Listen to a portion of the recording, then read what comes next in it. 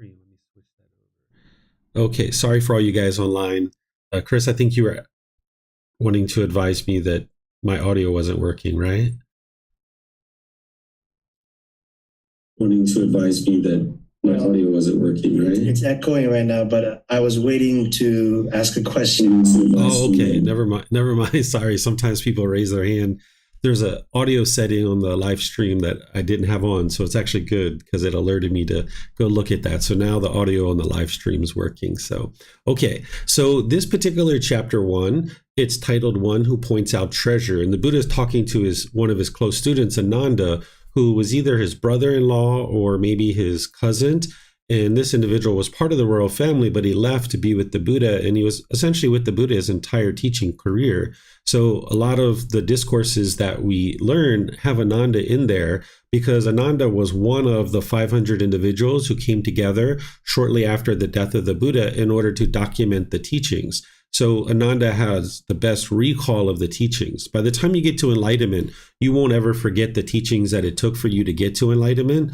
But different people are going to have a different level of recall. But Ananda had a really deep level of recall because he was with the Buddha for so long. His mind was enlightened, so it was performing optimally. He had that clarity, that crispness, that deep memory. So many of the discourses, you'll see Ananda showing up.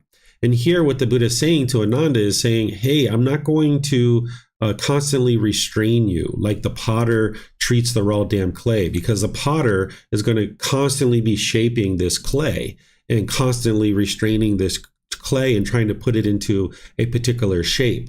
But what the Buddha is saying is instead of doing that, he's going to speak to Ananda. In other words, he's going to teach him. He's going to guide him of what to avoid and what to not, or what to avoid and, what he should be learning and growing and developing, essentially explaining the natural laws of existence. Because a teacher's job isn't to restrain their student. A teacher's job is to help them understand the wisdom that it takes to awaken to enlightenment, where they can independently verify the teachings, gain wisdom, and now they'll know what is wise and unwise. And now when they're training their mind, whether they're with their teacher or they're not, they can make wise decisions. Whereas if a student was only able to do wise things when they were around their teacher, then they're dependent on their teacher in order to restrain them. But instead, what a teacher is doing is pointing out to a student of things that they can learn and things that they can grow and develop. And then that way, as they cultivate wisdom, whether they're with their teacher or not, they can make wise decisions. And that will lead to their wholesome results or wholesome karma.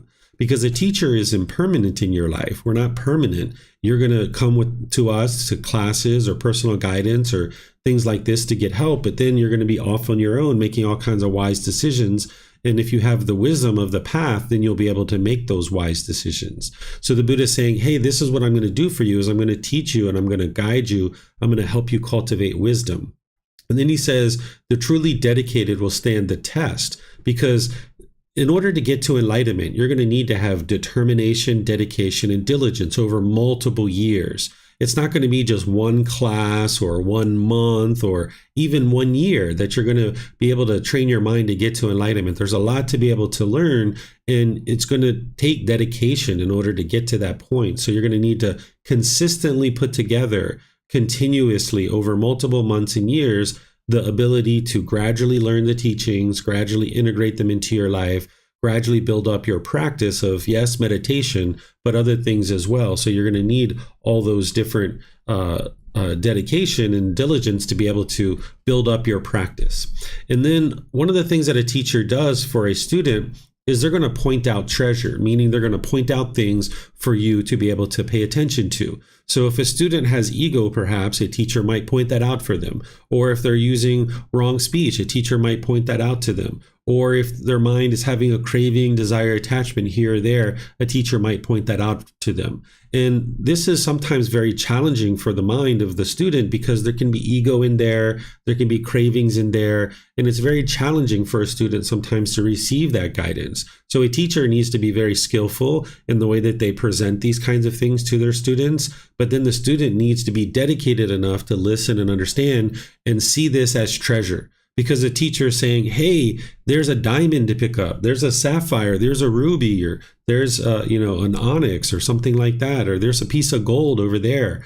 And if a student just ignores it, they're not able to look at that and gain the wisdom to be able to pick that up and improve their life practice. So if a teacher's saying, hey, you've got some ego right here, you've got a craving over here, or maybe you could have used better speech in this situation, it's really wise for a student to take heed of that guidance, because a teacher who's teaching in the way that the Buddha taught wouldn't have any expectations. They wouldn't want anything from their students. They're only doing it out of loving kindness and compassion to help their students to be able to learn and grow and develop and get to this peaceful and joyful mental state. So if you've got somebody in your corner who doesn't want anything from you and doesn't expect anything from you, but yet they're helping you to be able to learn and grow and develop on the path to enlightenment and improving your life, because that's what the path to enlightenment is to improve the condition of your mind and the condition of your life. If you've got someone like that in your corner, then the Buddha is saying, stay with this sort of teacher, because things only get better. They don't get worse.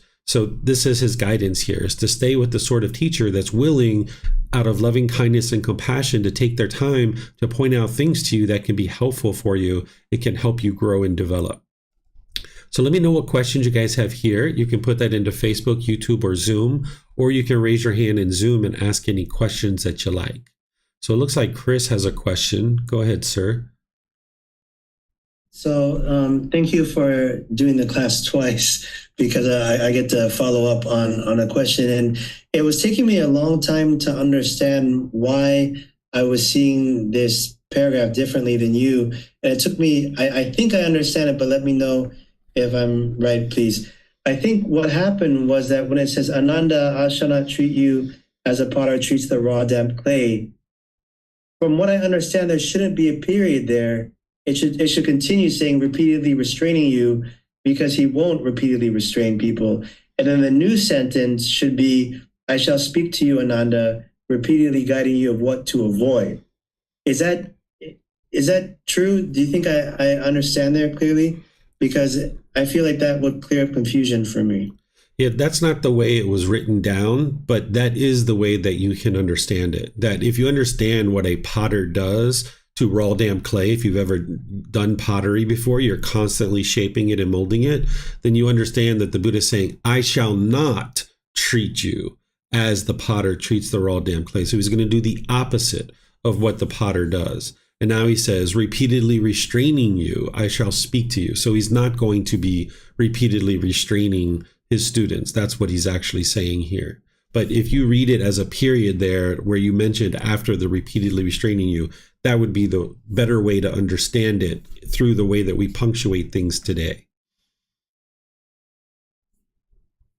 Okay, so let me check if we have questions on Facebook or YouTube.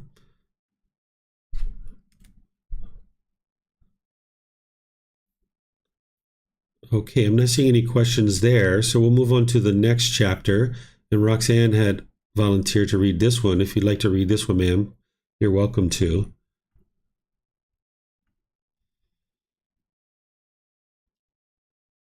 Rare that one obtains the human state. Monks, suppose that this great earth had become one mass of water, and a man would throw a ring with a single hole upon it. An easterly wind would drive it westward. A westerly wind would drive it eastward. A northerly wind would drive it southward. A southerly wind would drive it northward. There was a blind turtle which would come to the surface once every 100 years. What do you think, monks? Would that blind turtle coming to the surface once every 100 years insert its neck into that ring with a single hole? It would be rare, vulnerable sir, that blind turtle coming to the surface once every 100 years would insert its neck into that ring with a single hole. So too, monks, it is rare that one obtains the human state. Rare that a Tathagata, an arahant, a perfectly enlightened one arises in the world. Rare that the teachings and discipline proclaimed by the Tathagata shines in the world. You have obtained that human state, monks. A Tathagata, an arahant, a perfectly enlightened one has arisen in the world. The teachings and discipline proclaimed by the Tathagata shines in the world.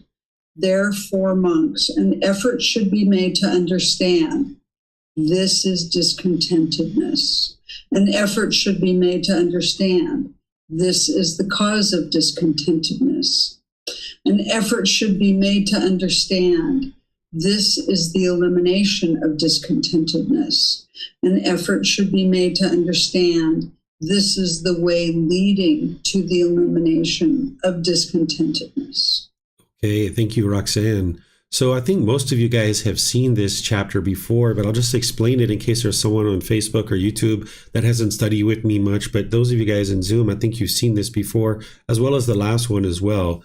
Here, the Buddha is describing how rare it is for an individual to obtain the human state and have a Buddha awake during that period of time, and for those teachings to actually be shining in the world. And he's relating it to this analogy of the earth being completely flooded, and there's a ring, the single ring on the surface of the earth that is being blown around by the wind all over the place.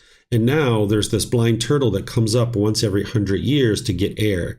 And he's saying, how likely is it that this turtle is going to insert its head into this ring? And of course, it's very, very rare. So the Buddha says, okay, it's very rare that one obtains this human state. So now that you're in this human state, you can understand that this is the most ideal state for you to be in, because now you have the ability to get to enlightenment, where in other existences, you wouldn't have necessarily had the same ability in the hell, animal, or afflicted spirit realm. And even in the heavenly realm, those beings oftentimes are very complacent. So here in the human realm, this is the ideal state. So it's very rare that one even comes into the human state. But then to be awake during the time, to be alive during the time that a Buddha is awake or in the world, this is extremely rare. A Tathagata is a Buddha, and Buddhas are very rare. The last one that the world's currently aware of existed over 2,500 years ago. So to be in the human state while there's a Buddha in the world would be extremely rare. And then to have the teachings shining in the way that a Tathagata would share them, because for the teachings to shine in the world, a Buddha would have deep wisdom to be able to help them to be able to do that. And during that time frame, that's the most ideal time for somebody to get to enlightenment. So if you're alive in the human existence and there's a Buddha that is in existence, and that individual is obviously with their deep wisdom bringing the teachings into the world in such a way that they can shine, this is your ideal time to be able to get to enlightenment. And the Buddha's helping students to understand that hey, you've met all these criteria and it's so rare. So don't allow the mind to be complacent. Instead, make an effort to understand this teaching of the Four Noble Truths, because the Four Noble Truths is where you have the breakthrough to getting onto the path to enlightenment. Understanding the problem in the mind is discontentedness. That's those conditioned feelings of pleasant feelings, painful feelings, neither painful nor pleasant, where the mind's going up and down based on some condition. That now if it's sunny outside, the mind will be happy. But if it's raining, you might be sad. Or if your bank account balance is a certain level, you'll be happy. But then when it goes below that, you'll be sad or frustrated or agitated. This is the mind in its unenlightened state, not understanding the Four Noble Truths, that the mind is having craving and clinging. And that's the cause of discontentedness, is that the mind is craving permanence and wanting things to be a certain way. And the elimination of that is to eliminate craving, desire, attachment. And the thing that is going to help you accomplish that is the Eightfold Path. That's the way leading to the elimination of discontentedness. So here the Buddha is pointing to the Four Noble Truths and saying it would be wise for an individual to learn and practice and understand that, because you're in the human state, there's a Buddha that's awake during your lifetime, and the teachings are shining in the world. But even if there wasn't a Buddha awake during your lifetime, it would be really wise to learn the Four Noble Truths, because that's what's going to help you to ultimately get to enlightenment and eliminate the discontent feelings. If you didn't have that breakthrough to understanding what was causing these discontent feelings, you wouldn't be able to actually eliminate them. So that's why the Buddha will frequently point to the Four Noble Truths, because that's the starting point. That's the beginning of the trail. That's the trailhead. That's the thing that's going to advise you on what you need to be doing as you're walking forward on the path to enlightenment. So let me know what questions you guys have here. You can put that into Facebook, YouTube, or Zoom, or you can raise your hand in Zoom. Chris, I see you have a hand up. Is that a new hand, or is that from last time? Oh, okay, there we go. Roxanne has a hand up. Go ahead, ma'am. Okay. I understand that he is saying that the rarity is for all of these conditions to be simultaneous in his lifetime with his monks that he's teaching. But my question is this. He's saying that it's very rare, one, to even be born in the human state. But there are 3 billion of us right now. And so I'm curious to know, is that because few humans who make it to human form are obtaining enlightenment? So we keep coming back over and over again as new beings are evolving into human form? Okay, so there's 8 billion human beings on the planet right now, and those... Sorry. That's okay. So, that's okay. And that's a lot of beings, right? That's a lot of human beings. But waiting in the animal realm are countless beings. Like if you think about just an ant colony, you got 100,000 ants or 500,000 ants just in that one ant colony alone. And what scientists tell us is 99% of the animals that once existed in the world are now gone. There's only 1% that still exists in the world. But even that 1% is countless beings. So what we've seen is we've seen a shrinking of the animal realm.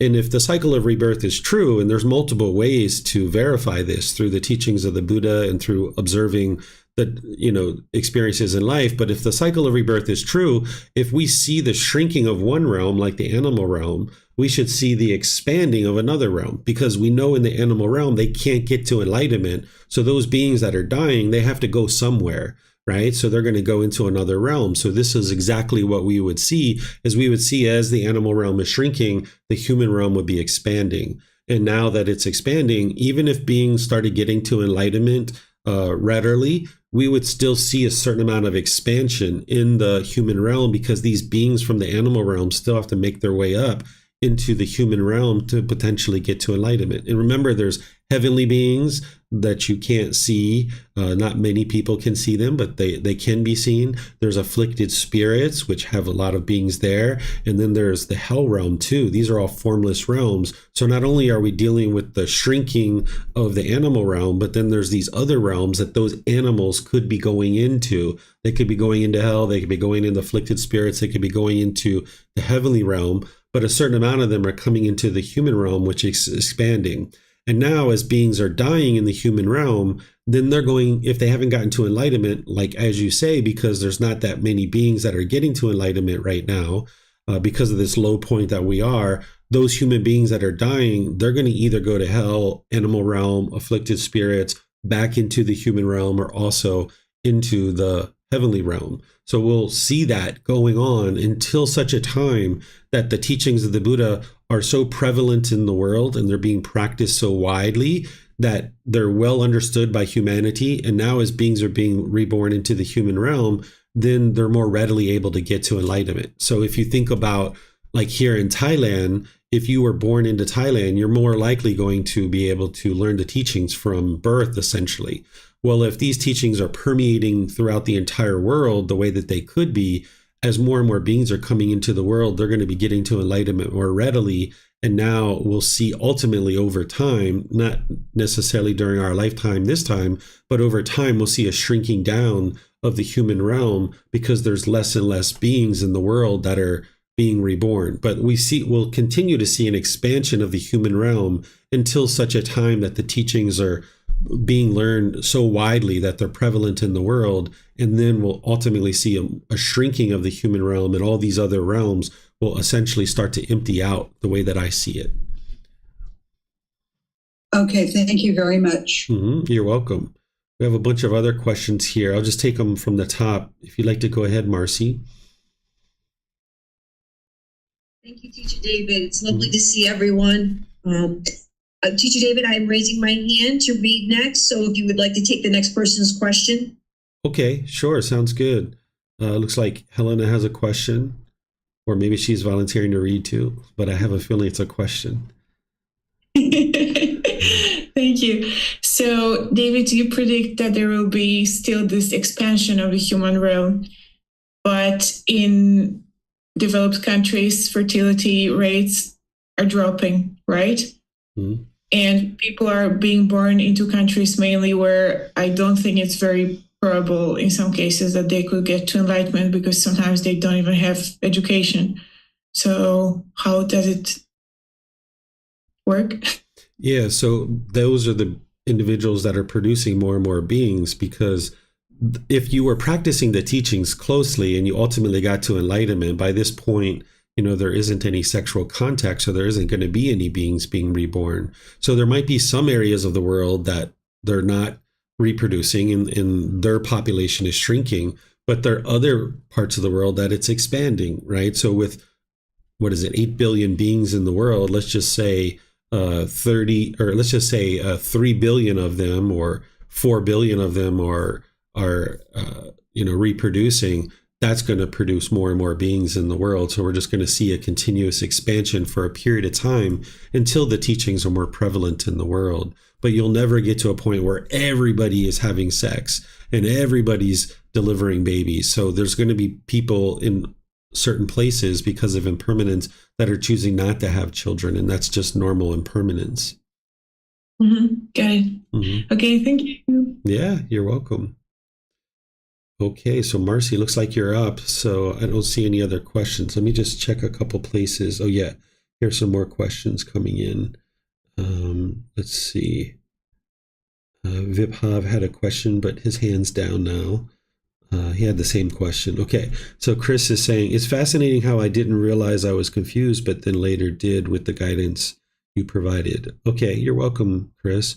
Chris has some more here. What are the odds that humanity will cease to exist in 2028 versus roughly 80,000 years from now? I don't see that occurring, but if we don't make drastic changes to the way that we function in the world in terms of our environment, the environment is, degrading more and more. So the more that we improve our decision making, this is going to only help us to live, longer in terms of humanity. As far as I understand, humanity is going to exist for another 80,000 years.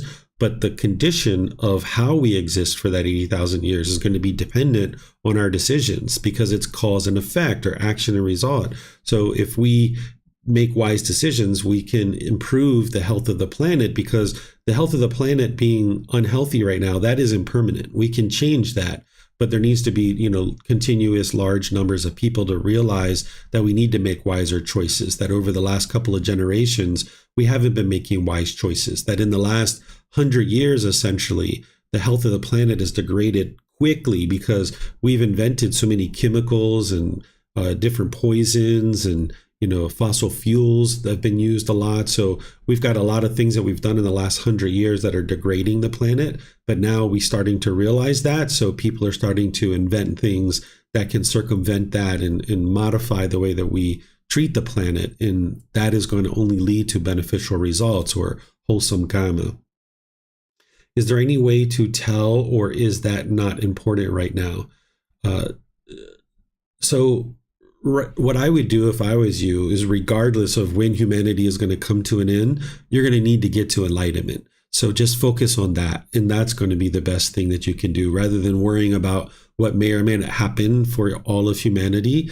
Instead, just stay focused on your own enlightenment. And then by doing that, it's going to help you, it's going to help those close to you, and it's going to help all of humanity, because you're going to only be making wiser and wiser decisions. Okay, we have some questions coming in on Facebook and YouTube. Tonka's asking, Teacher David, do you feel that rareness of human existence was exaggerated just to make a point?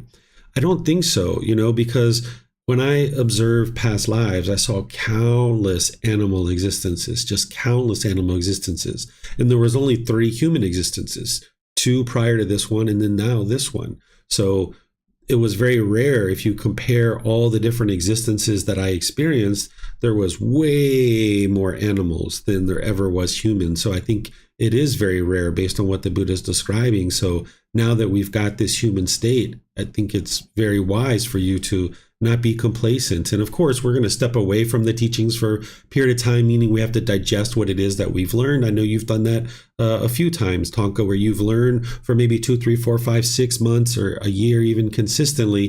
And then you step back for 2 or 3 or 4 months, kind of integrating the things in that you've learned during that period. And then you start, stepping in to learn some more. And now you've learned more. And now you maybe step away. This is a very common way of approaching it. So as long as one's not complacent, complacency on the surface would be to not meditate, to not consistently learn the teachings, to not be reading, to not be getting help from a teacher. But on a more detailed sense, the way the Buddha talks about complacency is that if a unwholesome thought comes into your mind and you do nothing about it, this is complacency. So if you're at work, if you're walking down the street, if you're at the supermarket and an unwholesome thought comes into the mind, if you take action to cut that off and let it go, you're not being complacent, right? And whether you're actively learning in a class during that period of time or not isn't really important. What's important is that whatever you have learned about the Eightfold Path, that you integrate that and implement it into your life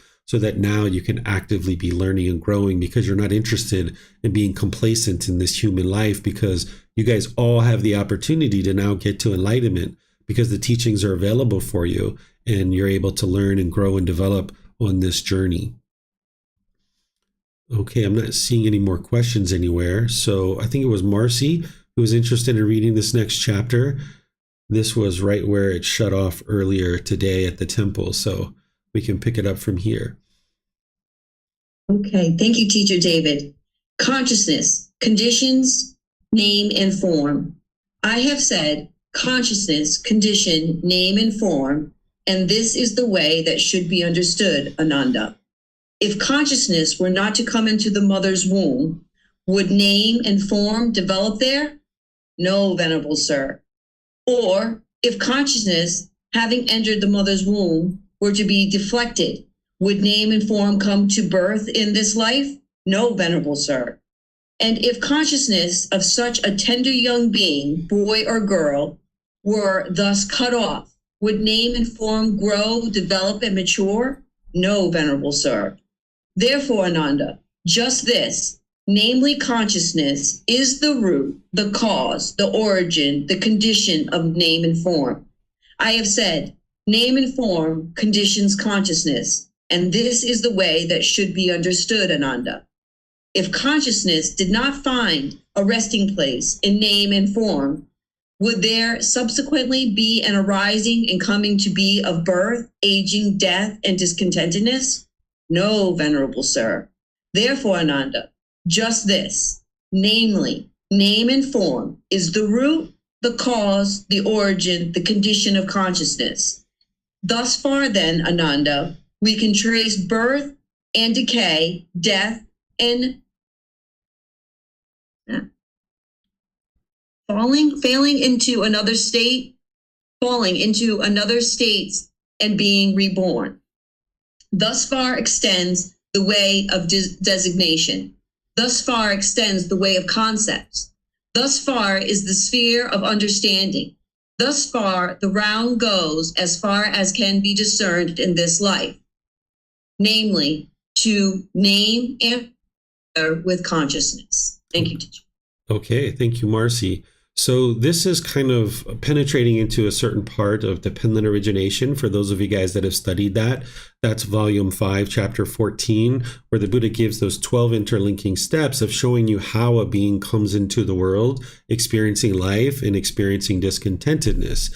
And he's getting down to the heart of it here in terms of what is actually leading to this rebirth. And you would need to know all 12 interlinking steps, but here he's just talking about one particular aspect of it. The consciousness is the mind. And he's saying, okay, that conditions name and form. What name and form is you can think about this as the physical body, that when there's a consciousness and a physical body that comes together, now we have a being. because he describes what these things are in dependent origination. He talks about it in detail, but I'm just explaining to you that consciousness is the mind and name and form is essentially the physical body.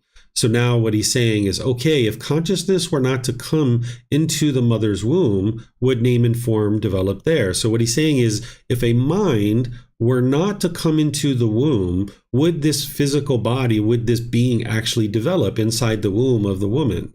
And the answer his students give is no, Venerable Sir. Okay, so if consciousness, having entered the mother's womb, were to be deflected, would name and form, the physical body, come to birth in this life?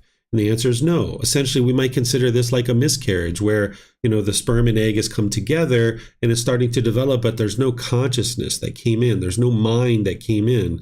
And now that being isn't going to grow and develop because there's no consciousness. There's no mind there. And if consciousness of a tender young being, boy or girl, were thus cut off, would the physical body, name and form, grow, develop, and mature? And the answer is no, that this wouldn't be the case, right? So if a being is actually brought into life or it was in the womb and maybe it's got 4 months of development, if the consciousness was cut off, then would it grow and mature? No, this being wouldn't continue because there's no consciousness for it to continue. So therefore, he's saying the root, the cause, the origin that conditions the growth of this physical body is the consciousness. It is the mind. So he says, I have said that name and form, the physical body, conditions the mind. In this way, it should be understood. So now he says, if consciousness did not find a resting place in a physical body, in name and form, would there subsequently be an arising of birth, aging, death, and discontentedness? No. So what he's saying here is if you're not born, then you're not going to experience aging, death, and discontentedness. And then he says, okay, therefore, we can see and we can trace that it's consciousness that is leading to this rebirth. And that's what you're working on to eliminate the continuation of consciousness. So if you think about a fire with logs in this fire, and now these logs are the fuel that's keeping this fire lit. And now there's sparks that come off of this fire, and when the wind carries them, they land and they ignite a new fire. So as long as your consciousness or the mind has contents like craving and residual memories, those pollutions of mind, as long as they exist, there's contents there. And when this life is over, if the mind is dissolving because the mind's impermanent, then the content still exists. The craving and residual memories still exist. And it needs to find a new consciousness. There needs to be a new consciousness to support the craving and those residual memories. They don't just disappear. So now, if you think about the consciousness as a cardboard box and it's got contents in it, when this cardboard box is over and it's done and it dissolves, the contents have to find a new cardboard box. And now they go into the next cardboard box. And now there's going to be another life. And what you're looking to do on this path is you're looking to purify the mind, eradicate these pollutions so that by the end of this life, there is no more contents. So therefore, there isn't going to be another cardboard box needed. So therefore, there's not going to be another consciousness that needs to find a name and form. There won't be another birth. So this is how you can understand what the Buddha is describing for you here, is that getting to enlightenment in this life, you won't experience a rebirth. And he says in other places that you'll see as you're studying this program that craving is the fuel that causes rebirth. He says it very clearly. But now he's talking about other pieces around this. But if you understand all these different pieces, then you understand what he's getting to here, which is by purifying the mind, eliminating the causes and conditions that produce the next consciousness, there won't be a rebirth. And that's what he's essentially sharing. So let me know what questions you guys have here. I see there's a question coming in from Chris on Zoom. Teacher David, is Gotama Buddha talking about conditioned consciousness being the root of name and form? Yes, that's what leads to the development of a name and form. Is there such a thing as unconditioned consciousness? Yes, the mind, when you get to enlightenment, is unconditioned, but at that point, there's not going to be any conditions that allow that consciousness to continue. So therefore, it's not going to find a new physical body or a new name and form. So that's the ending of the cycle of rebirth, because you've dismantled dependent origination. And the top line of dependent origination is ignorance or unknowing of true reality. And that's why you're guided to cultivate wisdom, because the more that you cultivate wisdom and you train your mind, you will eliminate all the other causes and conditions that are leading to rebirth and discontentedness. If so, what is unconditioned consciousness? Okay, so I've described that. That's the enlightened mind. Okay. All right. So let me just check Facebook and YouTube.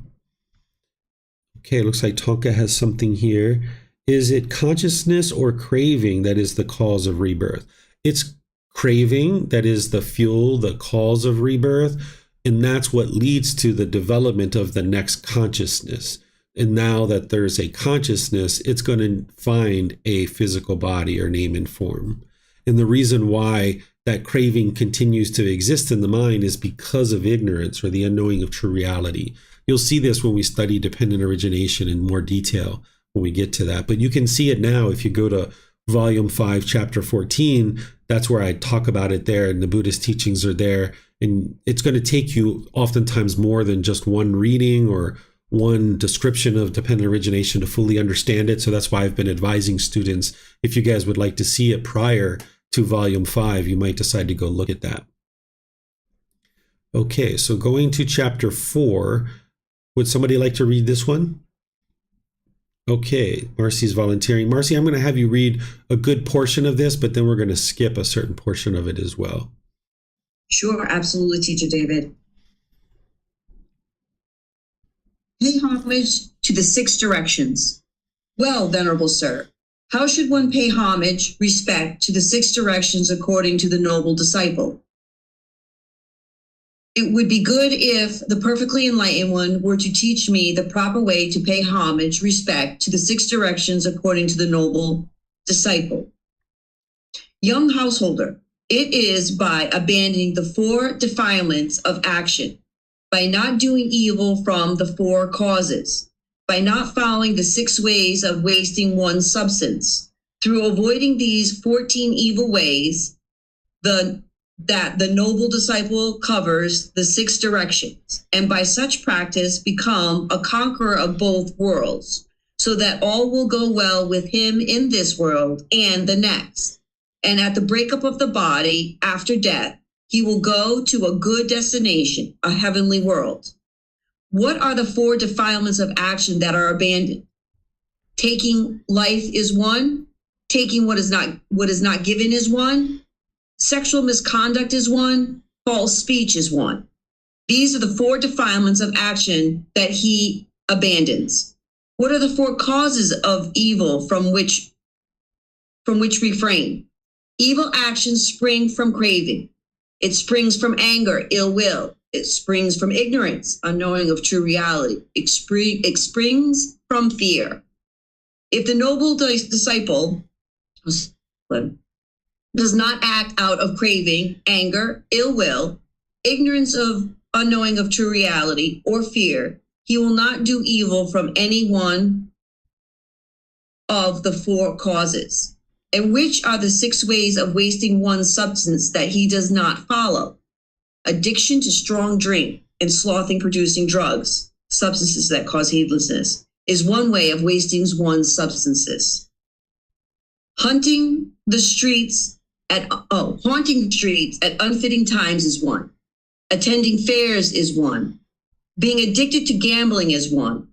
Keeping unwholesome company is one. Habitual idleness is one. And how, householder's son, does the noble disciple protect the 6 directions? These 6 things are to be regarded as the 6 directions. The east denotes mother and father. The south denotes teacher. West denotes wife and children. North denotes friends and companions. The nadir down denotes servant, workers, and helpers. The zenith up denotes Aztecs and Brahmins. Okay, we're going to pause there. Marcy. Sure. So here, the Buddha actually encounters an individual who's practicing some Hindu traditions, because this is what was being practiced at the time. The Buddha was essentially walking down the street, and this person's like, hey, can you help me to understand how I should do this particular ceremony, but doing it based on your noble discipline, meaning your teachings, the discipline that you're teaching. And the Buddha doesn't do rites, rituals, and ceremonies and worship. So this individual who was kind of bowing to these 6 directions, the Buddha was like, oh, okay, well, if you're interested in learning how to do this type of thing based on the teachings that I share, let me help you with that. And he starts going into these teachings that are actually cultivating wisdom about the natural law of karma and the natural laws of existence that are going to lead to improved decision making for this individual. So the Buddha says, okay, for the 4 defilements of actions, an individual refrains from this and abandons this. This is taking life, taking what is not given, sexual misconduct, and false speech. These are the first 4 precepts. And as you guys know, if you studied those with me, the Buddha gives very illuminating language on this, that you can see that it's not black and white, that there's this whole area to navigate, that it's not just preserve all life at all costs, for example. It's living compassionately for the welfare of all living beings. And there's ways for you to be able to do that and understanding how to navigate that. So he also goes into taking what is not given, sexual misconduct. He explains this in a lot of detail, and also false speech. So you're going to need to understand the 5 precepts from the foundational programs that I teach about that. Then here the Buddha is talking about how evil actions arise and how an individual experiences these things. Well, you guys probably already know it's craving, anger, and ignorance. That's what motivates all unskillful conduct and produces all unwholesome results, because these are the unwholesome roots that leads to unwholesome karma. And then the Buddha includes fear in here, because you can act upon fear, right? So the Buddha is saying, okay, this needs to be eliminated in order to essentially cultivate the mind. And then he says, okay, the 6 ways of wasting one's substance he does not follow. What wasting one's substance would be is like your vitality or your vigor. That if you have a certain vitality or vigor, you're going to be able to move your life forward and be able to accomplish certain things in the world. So wasting one's substance would be to be dull and lethargic and complacent and not really move your life forward through wise decision making. And now the Buddha is giving these ways that you could waste this vigor or this vitality. And addiction to strong drink and sloth-producing drugs is one way that you can waste this vigor and vitality. Haunting the streets at unfitting times. I know I've done this before in the past, long in the past, right? If we're going out at midnight, 1 a.m., 2 a.m., 3 a.m., we're haunting the streets, right? And yeah, we're going to be sleeping until 12, 1, 2 p.m. And how can we go out there in the world and make wise decisions and move our life ahead? Because we're wasting our substance. We're not having that vigor and vitality to go out into the world during light and daylight hours to be able to move our life forward. Attending fairs is one. Here, what the Buddha is referring to is entertainment, because this was essentially the only form of entertainment during his period of time, where people would go out to these fairs, and oftentimes people would get addicted to it. Today, we might think about this as if you were scrolling social media for 3, 4, 5 hours on end, or if you're watching YouTube 3, 4, 5, 6 hours on end. This is wasting your substance, because you might decide to do those things for 15 minutes, 30 minutes, however long you need to do that. But if you just do it, time after time after time, you're wasting your vitality and your vigor. You're not out there pursuing things that could be helpful and beneficial for your life. Being addicted to gambling is one, because if you're out there using your money, that your hard-earned money that is going to typically go for your food, water, clothing, shelter, and medical care, which is providing for your basic necessities. If you're going out there gambling, you're going to lose this money, and now you're not going to have the things that you need in order to invest in your future. So you're wasting your substance or your vitality, your vigor. Keeping unwholesome company is one, whereas if you have people around you that are into unwholesome things, this is only going to drag you down and cause unwholesome results for you. So it would be wise to cultivate friendships with people who are into wholesome things. And you're going to need to learn how to do that without judgment, which is part of what I teach in the Harmony and Relationships course. And then, of course, habitual idleness. This would be like just sitting around, being complacent, dull, lethargic. If you've ever done that at any point in time in your life, you can see that you didn't have the vigor and vitality to move your life forward. So that's what the Buddha is teaching here with all of these. Then what he ultimately is getting into is bowing down to these 6 directions. And essentially what he's going to do is he's going to give you guidance on things that would be wise based in your particular relationships of how to practice with those people. So here, this first one, he's talking about mother and father, and he's talking about 5 things that would be wise for us to practice. And as we're practicing these 5 things, then we will see that there's going to be this natural law of karma that is we're going to experience certain results. These aren't things that you should expect or crave or desire or want, but he's just showing you this natural law of karma that if you practice these wise decisions here, that you will then experience the results here. And this helps you to be able to see the natural law of karma, but you should never have an expectation that those things are going to occur. And he goes through these different relationships, like with teachers. He talks about how to interact with those individuals, because it would be wise to respect teachers because they're the ones who are sharing wisdom with you, and he's giving you guidance of how to do that. And then he's explaining to you what a teacher is going to do as a result of you practicing in that way. Then he talks about wife and children here.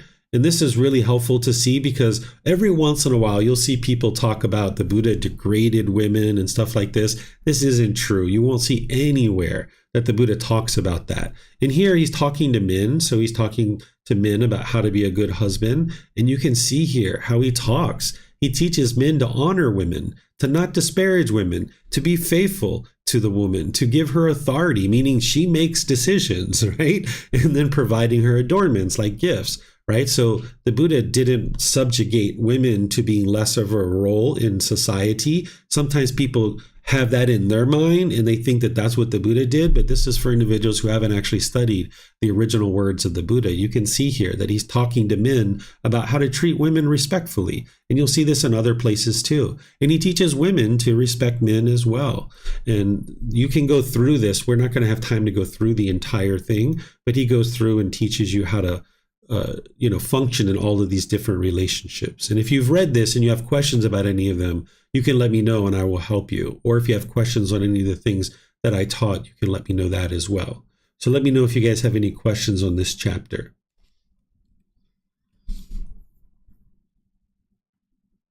Okay, I'm not seeing any questions anywhere. So we'll go to chapter 5. Is there someone who would like to read this one? Okay, looks like Marcy's volunteering again. All right, Marcy. Oh, Vibhav's volunteering as well, Marcy. So maybe we'll go to Vibhav next. Oh, yeah, absolutely. Mm-hmm. I'll read if nobody else wants to read. Absolutely. Okay, go ahead, Vibhav. Thank you. 4 worthy deeds to be undertaken with wealth. Householder, with wealth acquired by energetic striving, amassed by the strength of his arms, earned by the sweat of his brow. Righteous wealth, righteously gained. The noble disciple undertakes 4 worthy deeds. What for? Here, householder, with wealth acquired by energetic striving, amassed by the strength of his arms, earned by the sweat of his brow. Righteous wealth, righteously gained. The noble disciple makes himself content and pleased and properly maintains himself in contentedness. He makes his parents content and pleased and properly maintains them in contentedness. He makes his wife and children, his slaves, workers, and servants content and pleased, and properly maintains them in contentedness. He makes his friends and companions content and pleased, and properly maintains them in contentedness. This is the first case of wealth that has gone to good use, and has been properly utilized and used for a worthy cause. Again, with wealth acquired by energetic striving, amassed by the strength of his arms, earned by the sweat of his brow, righteous wealth righteously gained, the noble disciple makes provisions against the losses that might arise from fire, floods, kings, thieves, or displeasing heirs. He makes himself secure against them. This is the second case of wealth that has gone to good use and has been properly employed and used for a worthy cause. Again, with wealth acquired by energetic striving, amassed by the strength of his arms, earned by the sweat of his brow, righteous wealth righteously gained, the noble disciple makes the 5 offerings to relatives, to guests, ancestors, the kings, and the deities. This is the third case of wealth that has gone to good use and has been properly employed and used for a worthy cause. Again, with wealth acquired by energetic striving, amassed by the strength of his arms, earned by the sweat of his brow, righteous wealth righteously gained, the noble disciple establishes an uplifting offering of alms, a donation, an offering that is heavenly, resulting in contentedness, conducive to heaven, to those ascetics and Brahmins who refrain from intoxication and heedlessness, who are settled in patience and gentleness, who tame the mind, calm the mind, and train the mind for nirvana, enlightenment. This is the fourth cause of wealth that has gone to good use and has been properly employed and used for a worthy cause. These, householder, are the four worthy deeds that the noble disciple undertakes, which are acquired by energetic striving, amassed with the strength of his arms, earned with the sweat of his brow, righteous wealth righteously gained. But when anyone exhausts wealth on these four worthy deeds, that wealth is said to have gone to good use, to have been properly used, to have been utilized for a worthy cause. Okay, thank you, sir. So the Buddha is helping an individual to gain wisdom of the natural law of karma, to be able to see wise decision making that leads to wholesome results. And now with that wisdom, as you practice, you'll see more and more improvement to the condition of the mind in your life. So here he's explaining, once you've earned a certain amount of money or wealth, and now you've done that through honest means, he's describing to you four ways that you can use this wealth and ensure that it's going to good use. And the first one that he talks about is he talks about ensuring that the people that are close to you are well taken care of, like your life partner, your children. Here he's talking about slaves, of course, because they were common during his lifetime. But you might think about this as employees, right? If you have employees around you, you would like to take care of like household workers or employees and stuff like this. And he says, okay, if you've used your wealth in this way, it's gone to good use. Because that's where you got to make your priority, is that if you and the people close to you, like your children and your life partner and your employees, if all of these people are taken care of, then you're going to be able to continue in the world, because these are the people who are supporting you to be able to accomplish whatever wealth it is that you're making. And if you're not taking care of them, then you're not going to be able to really move forward in life, because you're not going to have the support around you that you need. So it's wise to take care of these individuals first.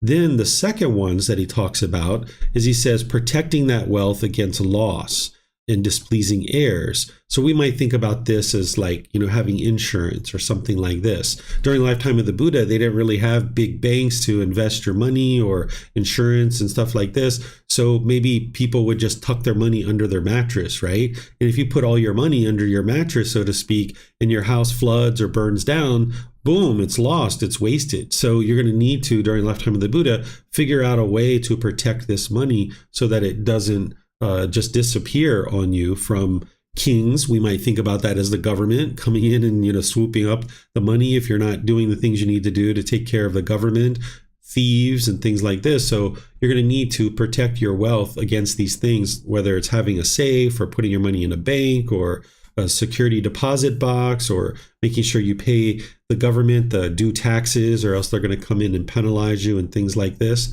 And with the displeasing heirs, what he's talking about here is it's wise to have a will and then make sure your heirs understand that will. He talks about that in other places where he says, like, okay, essentially be sure that you're communicating what it is that you're leaving behind for people, so that when you die, it's not a big surprise and they're experiencing all this impermanence. But if you let people know as you're nearing death, what it is that you've set up in your will, by the time you die, people will understand already and they won't be displeased, and now they won't be fighting over your money. Because sometimes that's the way it is, that people don't describe and let their relatives know what it is that they've done in their will. And then when the person's dead and gone, now the brothers and sisters and other people are fighting over this money. Whereas if the person would have just been open and upfront about what was being left for them long before death, those kind of issues could have been worked out before the person passed away. So this is one of the things the Buddha is guiding you to do with your wealth, is to protect it.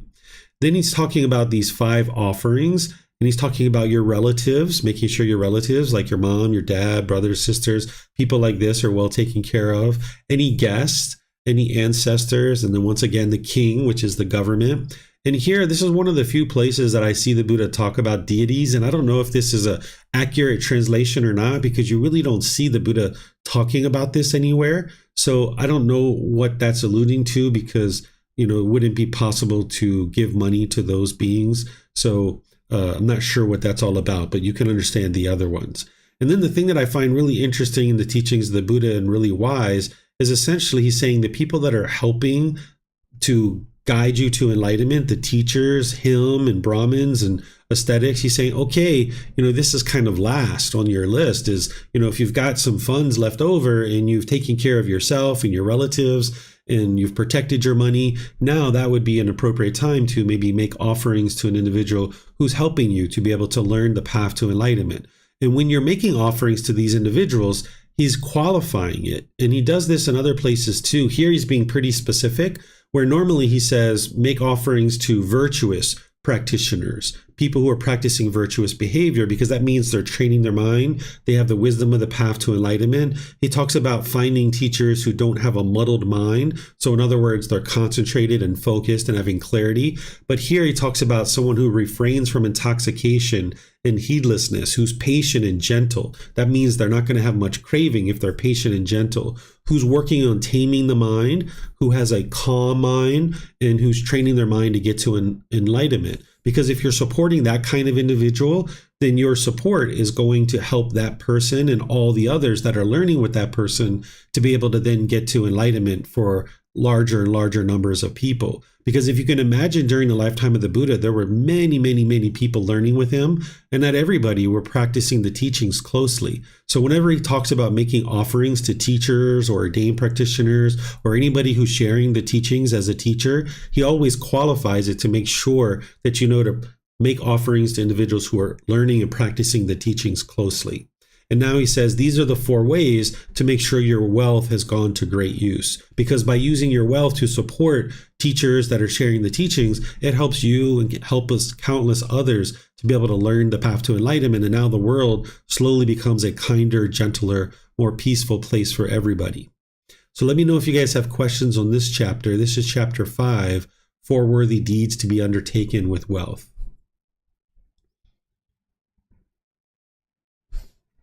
Okay, looks like Helena has a question. Yeah, thank you. Why is he talking about giving money to Brahmins?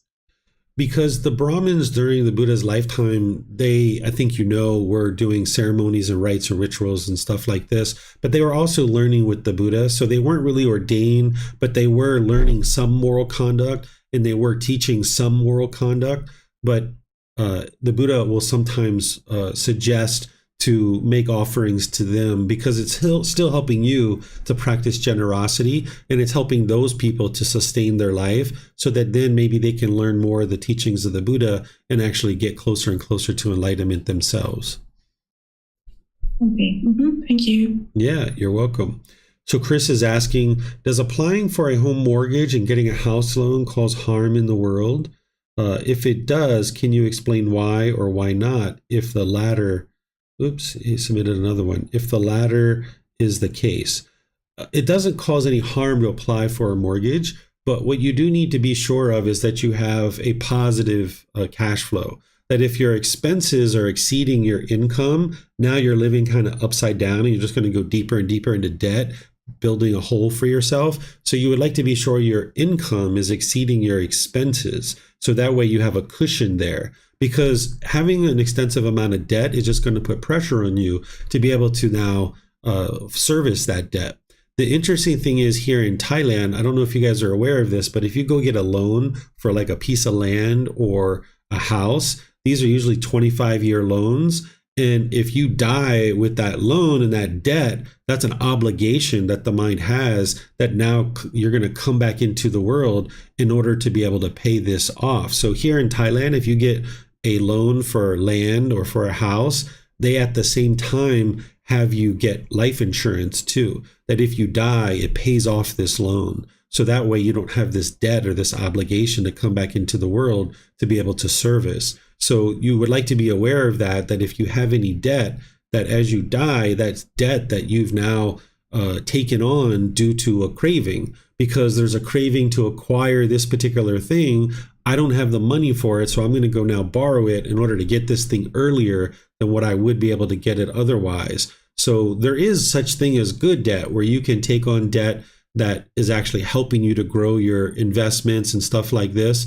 But be aware of taking on excessive amount of debt and the length of your loans, because this can be from craving, desire, attachment. And now that is one more thing that the mind has to attend to and be able to eliminate. So they're not causing any harm, but you would like to be attentive to make sure that you have a positive cash flow, that your income is exceeding your expenses. So he has another question here. You had said before that Buddha often saves the most important points for last. Did he save giving to the benefit of teachings for last due to it being most important, or due to it being the last group to be given to? It's the latter. It's the last group to be given to. So he often, when he's given a list of like certain teachings or something like this, he will leave the most important thing for last. But in this case, he's ordering them in terms of how you should take care of them. You should take care of yourself and the people close to you first, because if you don't do that, you're not going to be able to continue to make income and be able to produce wealth. So that's why he's putting that one as first. Okay. All right, I'm not seeing any other questions anywhere. So let's go to the next one. Okay, this is chapter 6. Is there someone who would like to read this?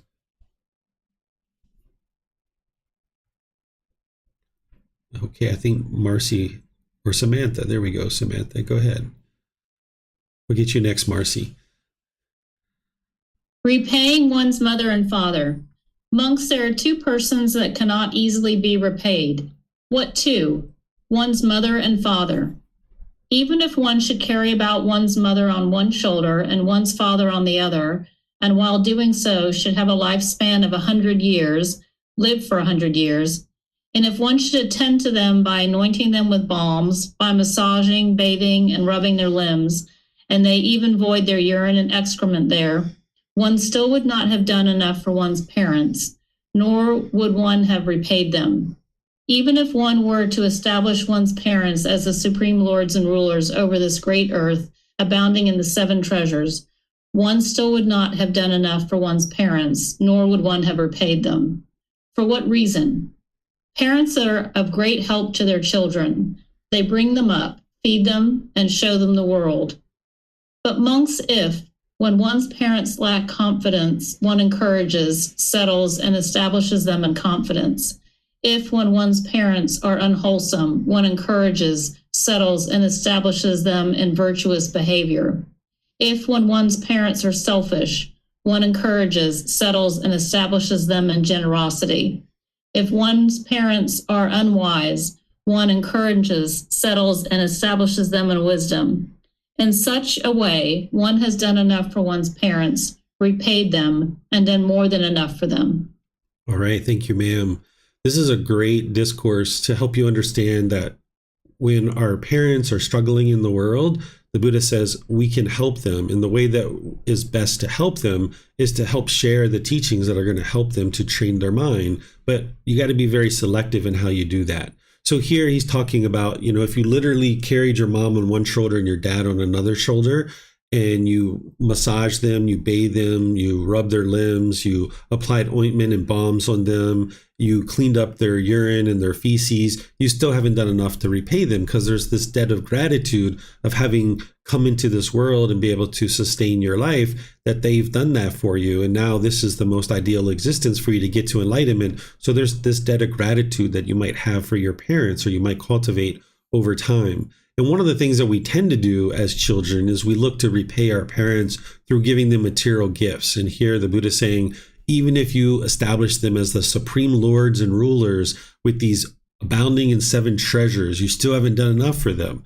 That the material objects are impermanent. They arise, they change, and they fade away. But if you're really interested in helping your parents, because your parents are of great help to you, they bring you up, they feed you and show you the world. They helped you to sustain this life. And now you're an adult and you're able to now, get to enlightenment or build a life for yourself. Even if you disagreed with certain aspects of your life with your parents, which I'm sure you did. I haven't met any child who has ever agreed with 100% of everything their parents ever did for them. There might be one of those out there somewhere, but I haven't met one yet, right? So it's pretty rare that someone agrees with everything their parents did. So you're not going to agree with everything your parents did. And if you got angry and frustrated at them, that was just because of your own expectations and your own cravings. They did the best that they could based on the wisdom that they had. And in some cases, they made unwise decisions. And sometimes they made very unwise decisions and did things potentially harmful in our life. But now, as an adult, you can release all of that expectation from your mind and just realize that your parents were doing the best that they could at that particular time based on the wisdom that they had. Well, if you'd like to repay your parents, what the Buddha is suggesting is that when they lack confidence, that you settle and establish them in confidence. And whenever he's talking about confidence, it's confidence in him, the teachings, and the community, because the very best thing you could ever do for your parents is help them to understand a bit about the path to enlightenment. Because sometimes the child learns more than the parents, and the parents aren't aware of these teachings. So when you're doing that, you're going to need to do it selectively and humbly. And then he says, okay, when a parents are unwholesome, that you try to establish them in moral conduct, maybe teaching them a little bit of the teachings. You see your parents maybe lying, or maybe you see them doing other unwise things. Maybe you suggest to them not to do those things. But again, you got to be very selective. You got to do this very humbly. You got to find the right opportunities to do this. When I did this with my parents or my wife's parents or my grandparents, I would typically do it with the parents sitting on the sofa and I'm sitting on the floor, and I would be talking to them a little bit that way. Or sometimes I'd be on my way to college. My grandmother used to drive me back and forth to college when I first started. I was only 17 years old, and I would be in the seat next to her and she'd be driving, and I would hear her say one thing or another that was really unwise, and she would have certain conduct that was unwise, and I would try to help her a little bit. Or if when you see your family, your parents, father or mother, being selfish, this is because of craving, desire, attachment. And the antidote to that, and to help them to eliminate craving, desire, attachment, is generosity. So you might encourage them in that. And then when you see them being unwise, making unwise decisions, the Buddha teaches that perhaps we should help to establish them in wisdom. And if you've done this once or twice or 3 times and they're just not interested in anything you have to say, at that point it's time to pull back and just not go forward anymore with trying to do these things, because you've done enough at that point. If you continually try to do this and they were unreceptive to your guidance, this would just be your own cravings, desires, attachments. So you might try these things once or twice here or there, assess what their level of interest is, and then you might continue to share with them. Like my grandmother was really open to advice, but my mom, for the most part, at the beginning, she wasn't. But then over time, she started coming to me and starting to talk to me. My stepfather and my father, not interested at all, right? They weren't interested at all. So you're going to have to assess what situation would be wise for you to share and what situation would not be, because it would be your own craving, your own ego, if you're just going in there and trying to tell them what they should or shouldn't be doing. So you're still going to need to use the 5 factors of well-spoken speech and even say, Mom, are you interested in my advice on this subject? Or Dad, would you like to hear something that could be really helpful for you in this situation? And they might say yes, and then you start sharing with them. Or they might say no. Because of impermanence, not everyone's going to say yes, and you just need to be comfortable with that. They're not disrespecting you. It doesn't mean that they don't care about you or they don't love you. They're just not interested in learning at that particular time. So if they say no, if you don't have craving, you won't experience any painful feelings in that situation. But sometimes they say yes, and then within the first 10, 15, 20 seconds of you sharing, you might see their ego coming up, and they're really not interested in hearing what you have to say. So that's going to be something you need to pay attention to and maybe pull back from that situation. Even though you started sharing, you might decide to not go forward if you see ego coming up, because you can't teach someone through ego. It's just not possible. So it looks like Marcy has her hand up. You have a question here, Marcy? I do, Teacher David. So the parents of this being, Marcy, have not communicated in over 30 years, but I have done this being has practiced love and kindness meditation towards them, and I understand the importance of these teachings. And I'm wondering, my way of sometimes reaching out to people that I see are struggling is just send them a book, volume 1. Would that be a way of kind of, communicating with them, but not really getting into an in-depth, like, 'cause I understand that their way of life and their lifestyle is not something that's wholesome and that I would be interested in being a part of. But I also understand that getting them some kind of, to whether they read the book or not, but having it around them may or may not, they may open it. Would that be a wise thing to do, is just send them the book, and just a simple card of, be well, And that's it. Yeah, this can be a way that you can introduce the teachings to somebody, and then it's their choice of whether they open the book or not and read it. So I oftentimes recommend that because sometimes people are interested in helping their relatives, but they don't know how because they're still learning themselves. They don't have the wisdom of how to share, or maybe the relationship isn't such that they even feel comfortable to share. So one of the best things you can do is just send them a book like that, because you are trying to help them, but it's up to them to step forward and choose to study or not. Thank you. You're welcome. Let's see. Okay, so there's no other questions. So Marcy, if you'd like to read this next chapter, chapter 7. This is a really interesting one.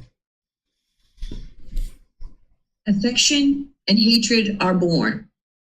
Affection born of affection. Here, monks, one person is desirable, lovable, agreeable to another. Others treat that person in a way that is desirable, lovable, and agreeable. It occurs to the latter. Others treat that person who is desirable, lovable, and agreeable to me in a way that is desirable, lovable, and agreeable. He thus feels affection for them. It is in this way that affection is born of affection. Hatred born of affection. Here, monks, one person is desirable, lovable, and agreeable to another. Others treat that person in a way that is undesirable, unlovable, and disagreeable. It occurs to the latter. Others treat that person who is desirable, lovable, and agreeable to me in a way that is undesirable, unlovable, and disagreeable. He thus feels hatred for them. In this way, that hatred is born of affection. Affection born of hatred. Here, monks, one person is undesirable, unlovable, and disagreeable to others. Others treat that person in a way that is undesirable, unlovable, and disagreeable. It occurs to the latter. Others treat that person who is undesirable, unlovable, and disagreeable to me in a way that is undesirable, unlovable, and disagreeable. He thus feels affection for them. In this way, that affection is born of hatred, from hatred. Hatred born from hatred. Here, monks, one person is undesirable, unlovable, and disagreeable to others. Others treat that person in a way that is desirable, lovable, and agreeable. It occurs to the latter. Others that treat that person who is undesirable, unlovable, and disagreeable to me in a way that is desirable, lovable, and agreeable. He thus feels hatred for them. In this way, that hatred is born from hatred. Okay, thank you, ma'am. So I'll share with you guys what the Buddha is teaching here, but before I do that, I'll just share with you that an enlightened being wouldn't have hatred towards any being whatsoever. You'll find everybody to be lovable and agreeable, because you're not going to have cravings and expectations of wanting people to be one particular way or another. But what the Buddha is teaching you is how affection and hatred can come about based on certain desirable or lovable qualities that somebody might perceive in another person. And this is actually helpful for you because you're going to see people treating you this way, or you might see your mind doing this towards others, right? And as you're seeing this, you would like to eliminate this because you're not interested in forming your feelings based on how other people think. That's what the Buddha is talking about here. So like this first one, he says there's a person. So person, there's this particular person that you find to be desirable, lovable, and agreeable. And now there's another person who sees that person as desirable, lovable, and agreeable as well. And because of that, you find this second person to be lovable and agreeable because they love and agree and find desirable the same person that you find to be lovable and agreeable. So therefore you love and have fond feelings towards this third person. So this is affection born from affection. Because you have affection for person A and person B has affection for person A, you now have affection towards person B because of your affection for person A, right? So affection is born from affection. And this is not what you're interested in doing. You're interested in just loving all beings regardless of how other people think or how other people act. Because now he's going to talk about hatred born from affection. So now person A is desirable, lovable, and agreeable, but person B finds that person to be undesirable, unlovable, and disagreeable. And now you treat this person who is desirable, lovable, and agreeable. There's this hatred towards the person who they see person A as undesirable and unlovable, but you see person A as being agreeable and lovable. So therefore now, because of your affection for person A, you now hate person B, and you're not interested in doing that. Whatever person B feels for person A, that's on them. That's their cravings, desires, attachments. You would like to love unconditionally, no matter what, and just love all beings. Even this person who hates person A, you can still have loving kindness for them, where you have a genuine interest in seeing them be well. No need to have hatred towards person B. And now affection born from hatred. So now there's this person that you find undesirable, unlovable, and disagreeable, but another person now finds this person undesirable, unlovable, and disagreeable. And now you have affection for person B because they hate the same person that you hate. Because you both are hating the same person, you have affection for person B. So this is affection born out of hatred. And once again, you're not interested in doing this either. And now, 4, hatred born from hatred. This is where person A is undesirable, unlovable, and disagreeable. That's the way you think of them. But now somebody else finds them to be desirable and lovable and agreeable. And because of that, you find this person to be hateful, that you hate this person B because they find someone to be lovable and agreeable that you find to be unlovable and disagreeable. So this isn't what you're interested in doing. You would like to get to the point where you have love for all beings. But you're going to see this. If there's a certain person that hates you, and then there's another person who hates you, those two people might get along really, really well because they hate you. Right? That's what the Buddha is talking about here, because this can help you. And then you might find situations where two people have affection for you and now they have affection for each other. Or you might find it that people find you, a person finds you to be desirable and agreeable, and then another person finds you to be disagreeable, and now that person hates that other person, and you're like, no, that's not the way it needs to be.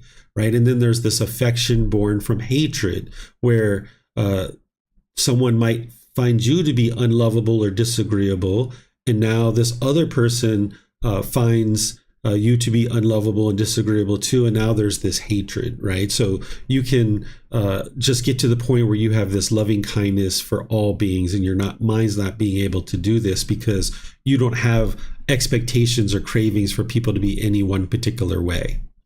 So let me know what questions you guys have here.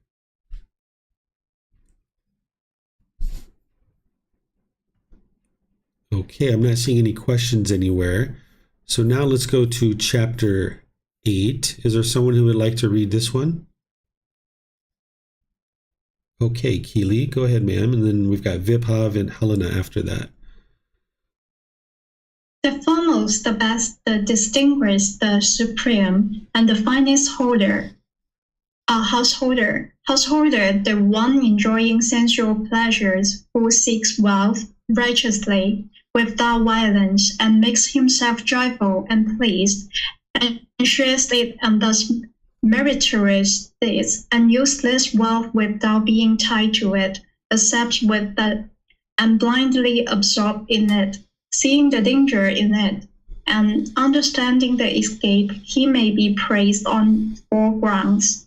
The first ground on which he may be praised is that he seeks wealth righteously, without violence. The second ground on which he may be praised is that he makes himself joyful and pleased. The third ground on which he may be praised is that he shares the wealth and thus merits this. The fourth ground on which he may be praised is that he uses that wealth without being tied to it, accepts with it, and blindly absorbed in it, seeing the danger in it, and understanding the escape. This person who enjoys sensual pleasures may be praised on these 4 grounds. This householder is the foremost, the best, the distinguished, the supreme, and the finest kind of person who enjoys sensual pleasures. Just as from a cow comes milk, from milk curd, from curd butter, from butter ghee, and from ghee comes cream of ghee, which is reckoned the foremost of all this, so too this kind of person who who enjoys sensual pleasures is the foremost, the best, the distinguished, the supreme, and the finest of all those who seek wealth righteously, without violence, and having obtained it, makes himself joyful and pleased, and shares the wealth, and thus nourishes this, and uses that wealth without being tied to it, obsessed with it, and blindly absorbed in it, seeing the danger in it, and understanding the escape. That's all. Thank you. Okay, thank you, Keely. So here the Buddha is talking about household practitioners. Those are the ones who are, enjoying sensual pleasures, because oftentimes during the life of the Buddha, it was ordained practitioners who got to enlightenment. Household practitioners got to enlightenment too, but it was much more rare because they didn't have the amount of time that the ordained practitioners had to be able to learn and practice. So the best that household practitioners might have been aspiring for is maybe the first, second, or third stage of enlightenment. But there were certainly some that got to enlightenment during his lifetime. So oftentimes he was guiding household practitioners and talking to them like, okay, you guys are enjoying sensual pleasures. You haven't decided to let this go yet. And now he's saying, okay, if you're acquiring this wealth, if you're looking to have meritorious deeds and you're not tied to your wealth, you're not obsessed with it, you're not blindly absorbed, and you see the danger in it, and you understand the escape. Understanding the escape is to understand the Eightfold Path in eliminating craving, desire, attachment. That's understanding the escape. So there's no harm in acquiring wealth. If you're acquiring through right livelihood, this can be fine. It's not about how you it's not about whether you're rich or not. It's about how did you acquire this money and what do you do with it once you have it? Are you selfishly absorbed in it and you're just holding on to it tightly, because that's going to hinder you from getting to enlightenment? But if you understand, yes, you can acquire wealth and then use it in beneficial purposes where, yes, you're using it for the things that you need in your family and your employees and things like this, like he talked about, maybe sharing it to be able to help others get to enlightenment. And at the same time, you're learning the Eightfold Path, which is the escape. Then, okay, you're making wise choices in terms of your wealth. And now the Buddha is explaining how to essentially acquire wealth in a way that is wise. First is acquiring wealth without violence, without harming other beings. And he gives you that guidance in the Eightfold Path as part of right livelihood. Then you make yourself joyful and pleased, right? So this way you're not just, living this meager existence while having this big bank account, and you're just living this meager existence, that instead you kind of take care of the things you need to take care of in order to provide for yourself. And then you use your wealth in order to perform meritorious deeds, like ensuring that you're providing donations or support for your time, effort, energy, and resources to ensure the teachings are coming into the world, and you're practicing generosity to help and benefit others. And then the fourth one is making sure that you're not attached to the money. So the money isn't the problem. It's the craving, desire, attachment, holding on to it. That's what's causing the problem. So the Buddha is saying, okay, these are 4 grounds in which a household practitioner is making wise choices around their wealth. And then he uses this analogy of taking milk and turning it into this better and better quality product, going from milk to milk curd to curd butter, butter ghee to cream of ghee. So anybody during this lifetime would understand that it's basically becoming a better and better product as you churn it more and more. And now he's saying, okay, this individual who's using their wealth in this way, they're essentially, this better and better household practitioner. So let me know what questions you guys have here on this chapter.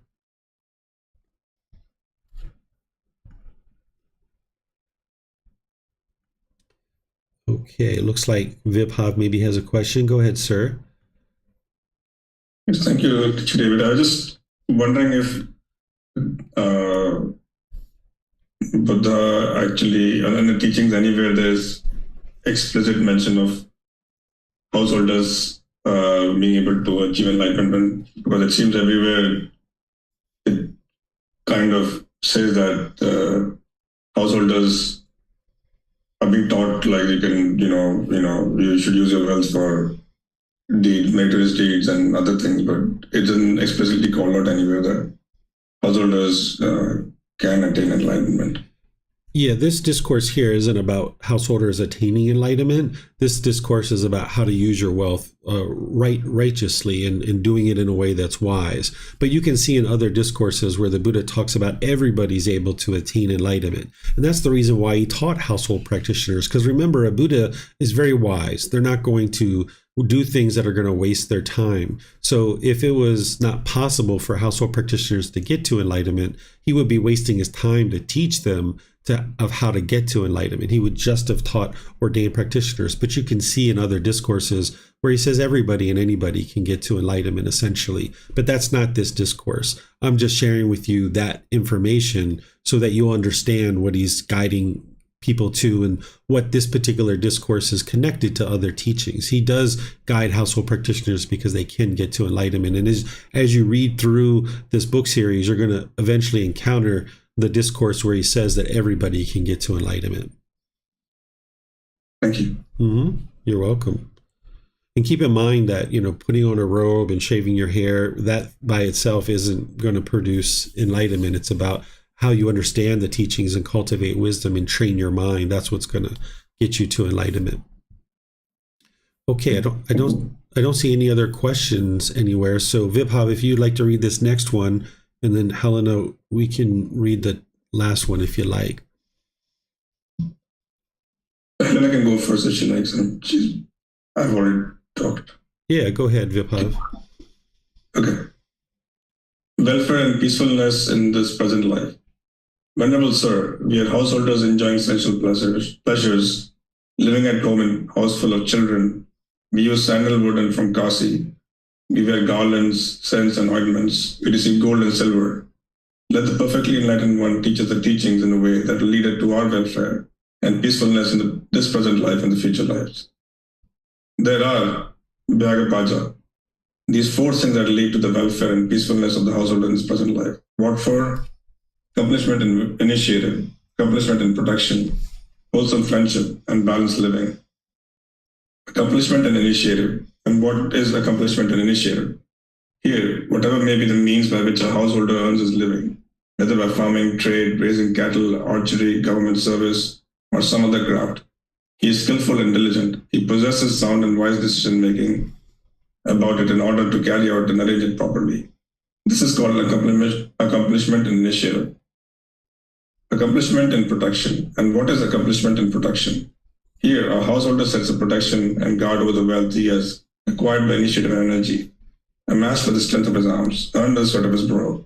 Right is wealth righteously gained, thinking, how can I prevent kings and thieves from taking it, fire from burning it, floods from sweeping it off, and displeasing airs from taking it? This is called accomplishment in production. Wholesome friendship. What is wholesome friendship? Here, in whatever village or town a householder lives, he associates with householders or their sons, whether young but of mature virtue or old and of mature virtue, who are accomplished in confidence, virtuous behavior, moral conduct, generosity, and wisdom. He converses with them and engages in discussions with them. To the extent that they are accomplished in confidence, he emulates them with respect to the accomplishment in confidence. To the extent that they are accomplished in virtuous behavior, moral conduct, he emulates them with respect to the accomplishment in virtuous behavior. To the extent that accomplished in generosity, he emulates them with their accomplishment in generosity. And to the extent that they are accomplished in wisdom, he emulates them with respect to their accomplishment in wisdom. This is called wholesome friendship. Balanced living. And what is balanced living? Here, a householder knows his income and expenditure and leads a balanced life, neither too extravagant nor too frugal, aware. In this way, my income will exceed my expenditures rather than the reverse. Just as an appraiser or his apprentice, holding up a scale, knows by so much it has dipped down, by so much it has gone up. So a householder knows his income and expenditures and leads a balanced life, neither too extravagant nor too frugal, aware. In this way, my income will exceed my expenditures rather than the reverse. If this householder has a small income but lives luxuriously, others would say of him, this householder eats his wealth just like an eater of figs. But if he has a large income but lives sparingly, others would say of him, this householder may even starve himself. It is called balanced living when a householder knows his income and expenditures and leads a balanced life, neither too extravagant nor too frugal, aware. In this way, my income will exceed my expenditures rather than the reverse. This is called balanced living. These are the four things that lead to the welfare and peacefulness of a householder in this very life. Okay, thank you, Vibhav. So this is guidance for balanced living that the Buddha is sharing of how to produce welfare and peacefulness. He's giving you this cause and effect, this action and result, the natural law of karma is showing you how to live this better way of life. So this first one of accomplishment and initiative is essentially teaching to be attentive in the work that you do. Whatever work that you do, be skillful and diligent in that work. Don't be, lackadaisical or complacent or dull and lethargic. Continue to apply wise decision making to have initiative as you carry out your roles and responsibility in your professional career. Then he says accomplishment and protection. This is what we were talking about earlier, that you protect your money from kings and thieves, from fire, floods, and displeasing heirs. This is protecting over your wealth. This would be a wise thing to do. And then having wholesome friends. The Buddha talks about this many times in his teachings. Wherever you have wholesome friends, if they have confidence or virtuous behavior or generosity or wisdom, those four qualities that the Buddha talks about, he says, wherever you see friends that are doing that it would be wise for you to emulate that. And then, of course, you need to be learning on your own as well. So having wholesome friends is going to influence you in a wholesome direction, whereas if you have unwholesome friends, you're going to tend to lean in that direction. And then there's this balanced living that the Buddha talks about. And this is what we were just talking about earlier, that your income is higher than your expenses. Because if you have it flipped, this is going to cause difficulties in your life because you're going deeper and deeper into debt. You need to be able to create this perfect, ideal life for yourself where you're doing a livelihood that you thoroughly enjoy, you have ambition and motivation, enthusiasm around, but you're also making a certain income and your expenses are below that so that now you can live a balanced life. Because if it's upside down, you're going to feel this pressure of the bills coming at you and people are going to be showing up for their money and you don't have their money. So if you're living an extravagant lifestyle, this is due to craving, that you're living beyond your means, and you need to be able to restrain the mind and then have an income that is higher than your expenses. And in this way, the Buddha is saying you're living a balanced, a balanced life, and this will lead to your welfare and peacefulness in this very life. So let me know what questions you guys have here on this discourse.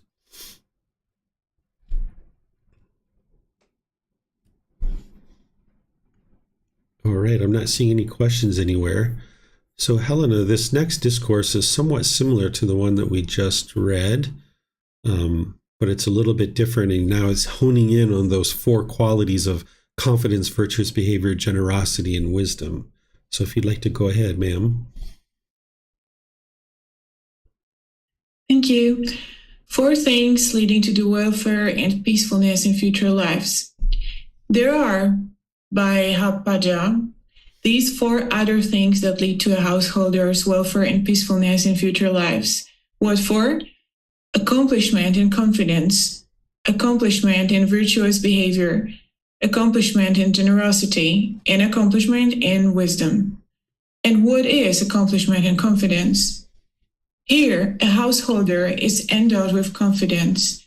He places confidence in the enlightenment of the Tathagata. Thus, the perfectly enlightened one is an arahant, perfectly enlightened, accomplished in true wisdom and conduct, fortunate, knower of the world, unsurpassed leader of persons to be tamed, teacher of heavenly beings and humans, the fortunate one, the perfectly enlightened one. This is called accomplishment in confidence. And what is accomplishment in virtuous behavior, moral conduct? Here, a householder abstains from the destruction of life, from taking what is not given, from sexual misconduct, from false speech, and from liquor, wine, and intoxicants, substances that cause heedlessness, the basis for heedlessness. This is called accomplishment in virtuous behavior. And what is accomplishment in generosity? Here, a householder resides at home with a mind free of the stain of selfishness, freely generous, open-handed, joyful in letting go, one devoted to charity, joyful in giving and sharing. This is called accomplishment in generosity. And what is accomplishment in wisdom? Here, a householder is wise. He possesses the wisdom that discerns the rising and passing away, which is noble and penetrative and leads to the complete destruction of discontentedness. This is called accomplishment in wisdom. These are the 4 other things that lead to the welfare and peacefulness of a householder in future lives. Okay, thank you, ma'am. So the same things that lead to peacefulness and welfare in future lives are the same things that lead to peacefulness in this life too, and improves your welfare. So while the Buddha is focusing on future lives here, these are all things that would be wise for you to learn and practice in this life as well.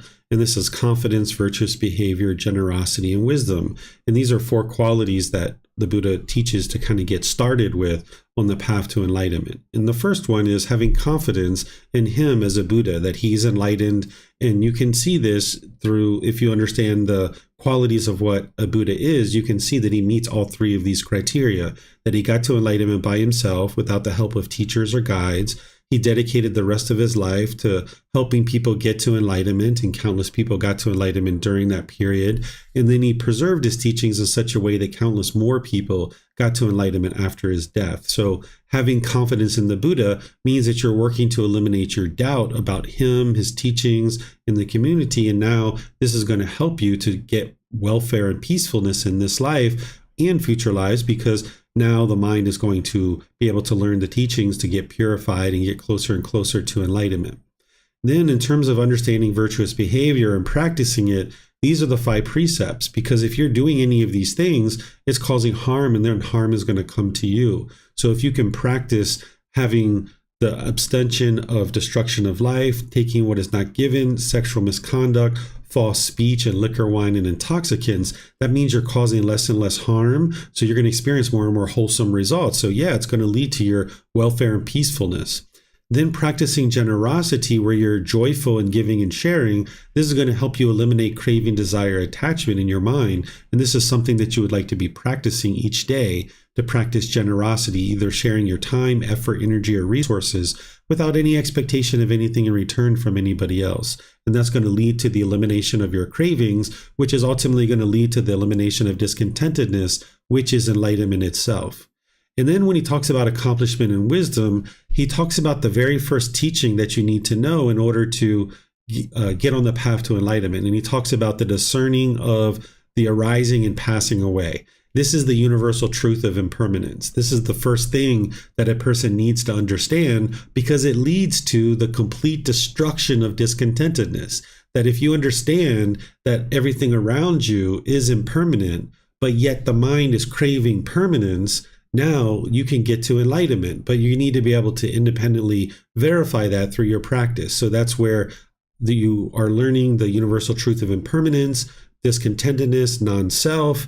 Then you learn the Four Noble Truths. This is the very beginning of the path to enlightenment. And that's what's going to lead to the destruction of discontentedness, or enlightenment itself. And that will be welfare and peacefulness in this life, that you'll only experience peacefulness as your mind gets to enlightenment. So let me know what questions you guys have here on this chapter 10. Looks like Chris has some questions here, and Helena as well. Let me read Chris's, and then I'll come to you, Helena. In a recent conversation with a friend, I was told that enlightenment strips the mind from physical form. Hence, an enlightened being is no different from a rock. I have my own ideas about it, but I might also be wrong, and I'm likely to phrase it wrong, even if I'm right about some things. Can you kindly share in what ways an enlightened being is different from a rock? A rock doesn't have a consciousness. A rock isn't a living being. A enlightened being is not like a rock. It doesn't strip the consciousness. What it does is it purifies the mind of the defilements and the pollutions that are causing discontentedness. So it eliminates the anger, sadness, frustration, and all those other discontent feelings. So an enlightened being is not a rock, because an enlightened being is a living being with a consciousness and a body. The mind has been fully purified. They're no longer experiencing discontentedness. A rock is just an inanimate object with only physical form. It doesn't have a consciousness. Can you also share in what ways an enlightened being is similar to a rock? They both have physical form. That's it. That's the only way, things that are similar. Can you add any additional clarity that would provide insight as to why a person might think enlightenment is like a rock, and how to overcome this if that view should be overcome? Well, it comes from the unknowing of true reality, that ignorance or lack of wisdom, the confusion, misunderstanding. There's people out there that just doesn't understand what enlightenment is. And if it turned people into a rock, do you think that the teachings of the Buddha would be around for 2,500 years? Do you think people would be really interested in aspiring for that state of being like a rock? So this is just a person who doesn't understand, unfortunately. All right. So it looks like, Helena, you have a question as well. Thank you, Teacher David. So based on those recent texts from the Pali Canon, it looks like Buddha was he was kind of fitting in the society of that time. That's the impression, I think, because he's talking about like supporting Brahmins, which is obviously the caste system, and he talks about slaves and about arranged marriages and stuff like that. And I just wonder, why wasn't he like more rebellious when it comes to society? So in order to help somebody get to enlightenment, you need to be able to meet them where they're at.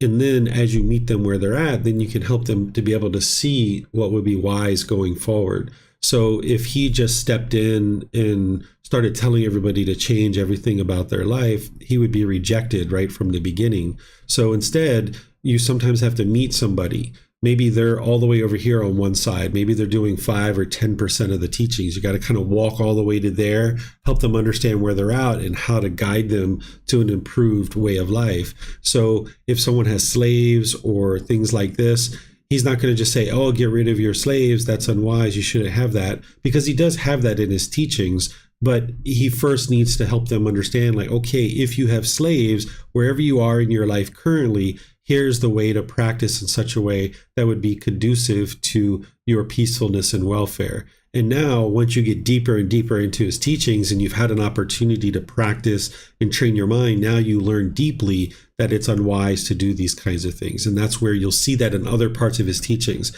And this is where a student who's just learning a certain portion of his teachings, they might not see the totality of what the Buddha taught, that they just might see one particular thing where he's talking about arranged marriage or he's talking about slaves, and they might assume that he's supporting those things. But when you look at other teachings that he's teaching that it's unwise to have these things. So he needs to meet students where they're at and then bring them towards where it would be wise for them to be practicing. And that's what you can see if you understand the totality of his teachings. Okay, thank you. You're welcome. Okay, let me see if we have questions on YouTube or Facebook. All right, I'm not seeing anything there. So what I'm going to do is just thank all of you guys for joining for our class. Thank you for your questions. Thank you for volunteering to reading. This is wonderful to see you guys volunteering and even got your cameras on today. This is really nice to be able to see you guys participating in class. So thank you guys for joining and deciding that today's a day you'd like to learn the teachings of the Buddha. Next week, we're going to be in chapters 11 through 20. So if you'd like to read those ahead of time, you're welcome to do that. For those of you guys that might be joining that haven't gotten access to these books, you can go to buddhadailywisdom.com and you can download them for free. You can take it and go print it. You can order printed versions on Amazon, or you can get them here at the temple in Chiang Mai by just reimbursing us for our printing cost. Tomorrow in the group learning program, we're going to be in chapter 19, which is titled The Difficult Human Existence, Sickness, Aging, and Death. This is where you're going to learn about the life story of the Buddha and what motivated him on this journey, and also how to overcome sickness, aging, and death through understanding what's causing your discontentedness during that period of time. And then, of course, on Wednesday, I'll be doing meditation with students. We'll be doing loving kindness meditation and then opening up to any and all questions that you might have. So have a very wonderful and lovely rest of your day. Perhaps we'll see you guys in a future class. Be well and take care. Sawadee ka.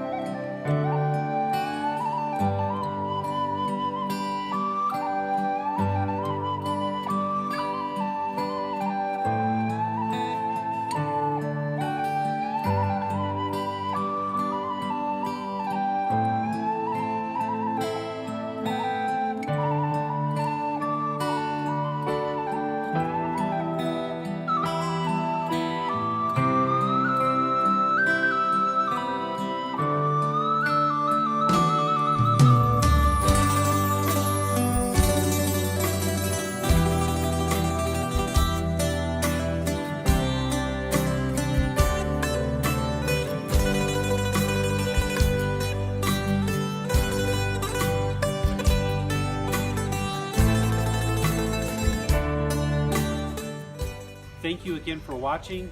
Enjoy your meditation. Look forward to seeing you online and answering any questions that you might have. Thank you so much.